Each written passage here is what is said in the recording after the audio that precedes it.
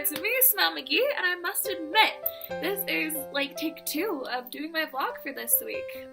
When I first did my vlog earlier today, I just kind of talked about how hard this week has been, and it's been a hard week.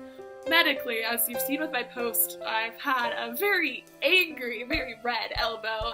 I've had a bladder infection. My hip has been really swollen. There's been lots of steroids, lots of doctor's appointments, and lots of frustration.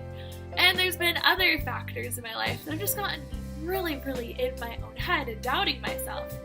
And in the post before, I shared about the hard times, but tonight at Institute, I was kind of reminded that, well, I saw how to get through those hard times. And I was reminded that on this vlog, I do share about the hard times, but I want to share about how God gets me through them, because Heavenly Father is so good.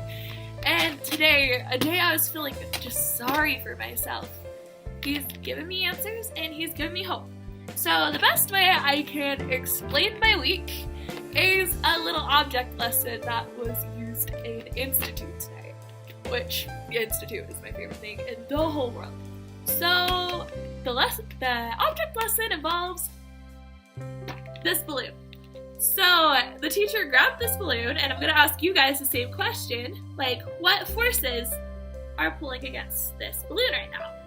There's internal forces, like the air inside of the balloon causing it to expand, and there's the external forces of gravity pushing against this balloon. And sometimes both of these pressures can be enough to make a balloon deflate or pop. And sometimes in our life, we have external pressures of the people around us and internal pressures of what's going on in our own mind and what we're struggling with in our souls that can make us feel like we're going to pop. But those moments of great pain cause the most soul-searching questions and answers to be found. And I found that to be very, very true this week. So, as I've stated before, this week, external pressures, I have definitely been in my own head. And, well, it all started, I got my first negative comments on my writing. And I gotta admit, I was like really, really stoked about it at first, and I'm still a little excited about it, to be honest, because I believe that your job as a writer is to make people think and to evoke emotions, and that's what negative comments do.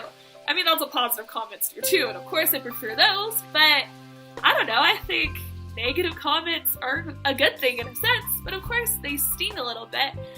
And then, I don't know, it seemed like those negative comments seemed to drizzle into my personal life. Like, I typically get along with people, I typically don't have a lot of conflict in my life, and when I do have it, it's really, really hard.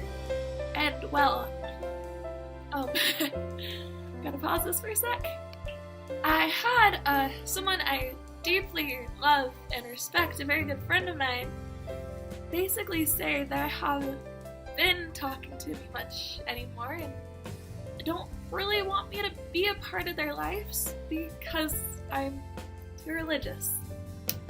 I felt a bit, some of the comments they said, I just felt really attacked, and it was really hard. And I hope I handled the situation with kindness, but it really hurt, and it still hurts to think about. As you know, my religion is something I hold very near and dear and close to my heart. It's made me who I am, and it just doesn't seem like this person really likes who I am anymore.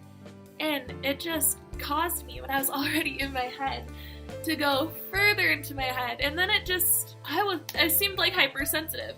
And it seemed like everyone was telling me that I was too religious or not religious enough, too kind, not kind enough, that my opinions were wrong, that my outfit choice was wrong, that everything was just wrong, that I was wrong. At least they didn't mean it that way, but I was just so in my head. That's how I felt. I felt as though I was the furthest thing from enough, and I'd go to write on Smile McGee, I'd go to create, and I just hit this total blank because I didn't feel like my story or what I had to say even mattered. I didn't even feel like I was enough. It's ridiculous. And And I get in my head like this sometimes. As you know, I've recently started doing photography. And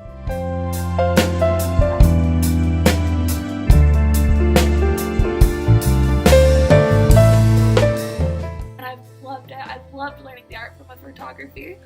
But I did a family session, well, a couple of them for the first time, and I expected my body to be able to do more than it was able to do, and not really calculating for how physically taxing a family shoot is. The shots didn't turn out like I would like them to. But I'm just learning, and this is my first time doing people, but I'll go to edit those photos, and I just won't feel like they're good enough. I'll feel like my aunt and my sister who I took these photos for will absolutely hate them. So I'll stare at these photos and want to edit them, but not feel enough. I'll compare them to all these other beautiful family photos I've seen from other photographers and just feel like they aren't enough. And this week I felt that way about myself. I'll look at myself. I'm typically a very confident girl, especially for what I've gone through. I mean, we all have our slips. Chronic illness affects you so much more than physically. But I'll typically view who God is letting me become into something beautiful and think I'm doing pretty good. But this week I haven't. And I've let this friend's opinion of me cloud my opinion of myself. And just let me spiral and spiral deeper down to the self-loathing almost. Like, I felt like a little piece of me was lost. I just felt so sad. But, I don't know. The thing is, like, I should never let anyone, including myself, feel that way. Like, I may have my struggles, I may have my difficulties, I may have my imperfections, but I am enough, and God is using the things I hate about myself, like my illness, to help others. And what I'm trying to say, I didn't even plan what I was going to say, I just came down from Institute and started talking. Know your worth. Know you're enough. Especially in this day and age where, honestly, if you are proud of your religion and proud to follow God and proud to make choices you think are right, people are really against it, don't let that affect you. Don't let it affect your self-worth. And if you're sick and, I don't know, like me, you find yourself trying to please other people to make up for what you feel are shortcomings about yourself, like with this friend, I've never felt like a good enough friend to her because I had to cancel stuff because I was sick. Sometimes I can't go out and do things, you know? Sometimes I just feel like a burden. And I do feel that way with the people I love in my life, and their opinions mean a lot to me. But even with my shortcomings, my unpredictability, my illness, my brain fog, I am enough. You don't have to prove that you are enough to anyone except yourself. The only opinions that matter of you are your opinion of you and God's opinion of you.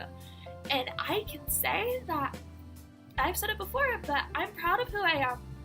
And I know God is too. And I think as women, especially, we find ourselves just doubting ourselves constantly. Oh, I just threw my bracelet. And comparing ourselves to all these picture-perfect people on social media. We find, kind of like how I compared the photos I took to the photos I saw online, we compare ourselves to people's online selves. And online is a highlight reel. Like, it doesn't show the struggles, it doesn't show the tears. Everyone is broken in their own way. And just because you're broken doesn't mean you're enough. You are more than enough. It's Ernest Hemingway who stated that we are all broken. And that's how the light gets in. And even though that friend, it still hurts that they don't have the highest opinion of me. It's my opinion of me that matters. It's the people I love who would never make me feel that way, you know? Like, the people who are truly there for me. Like, I was just talking with my brother all about this tonight, and he just made me laugh and made me realize that worrying and stressing and wanting to cry over what this friend thinks of me is absolutely pointless, because what she thinks of me is none of my business.